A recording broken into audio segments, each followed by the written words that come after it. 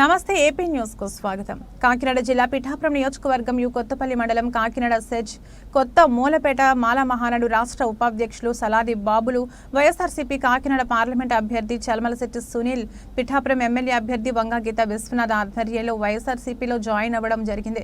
ఈ కార్యక్రమంలో Pithapuram municipal cooption సభ్యులు గండేపల్లి బాబీ, మున్సిపల్ మాజీ చైర్మన్ కరణం చిన్నారావు, కొత్తపల్లి వైస్ ఎంపీపీ మాదిరెడ్డి దొరబాబు, మండల అధ్యక్షులు అనాల సుదర్శన్, శ్రీరాంపురం సర్పంచ్ రావి రమేష్, మాజీ సర్పంచ్ వడ్డి నాగమణి, మాజీ ఎంపీటీసీ సభ్యులు మాతా విజయకుమారి, రాయుడు సత్యబాబు తదితరులు పాల్గొన్నారు.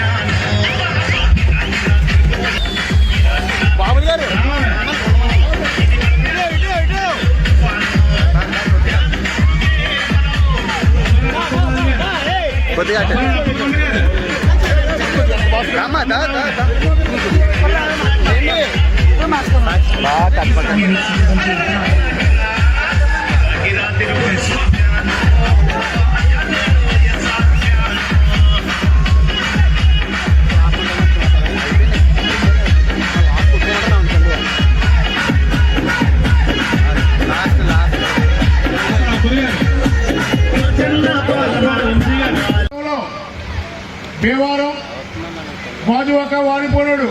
ఇక్కడికి వచ్చి ఏదో సొల్లు కవులు చెప్తే మనందరూ కలిపి ఉంటారు. మీ అందరికీ నేను తెలియజేస్తున్నాను, మీరు అది ఏ టైం అయినా, ఏ విషయమైనా, ఏ ఇబ్బంది అయినా, ఏ పని అయినా సరే మేము ఎప్పుడూ మీకు అందుబాటులో ఉంటాం. ఎప్పుడు కూడా మీకు మీ సేవ చేయడానికి మేము ఎప్పుడు సిద్ధంగా ఉంటాం.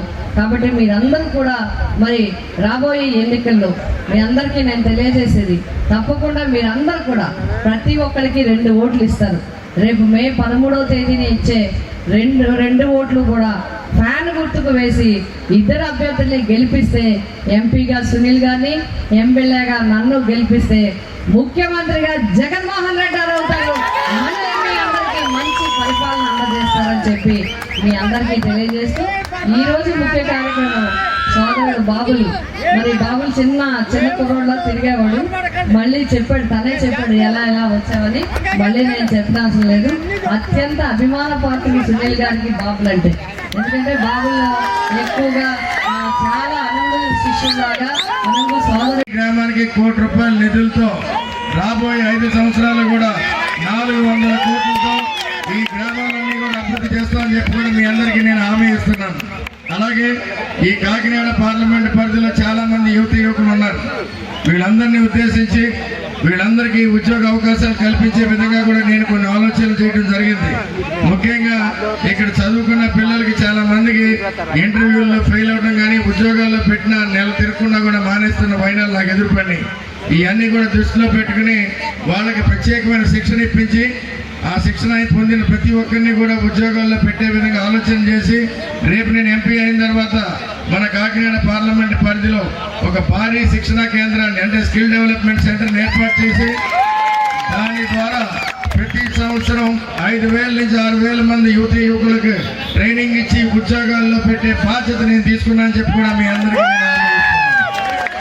అలాగే ఈ కాకినాడ పార్లమెంట్ పరిధి, ముఖ్యంగా ఈ కోస్తా కానీ, మధ్య ప్రాంతం కానీ, ఇదంతా కూడా పారిశ్రామికంగా చాలా అనువైన ప్రాంతం.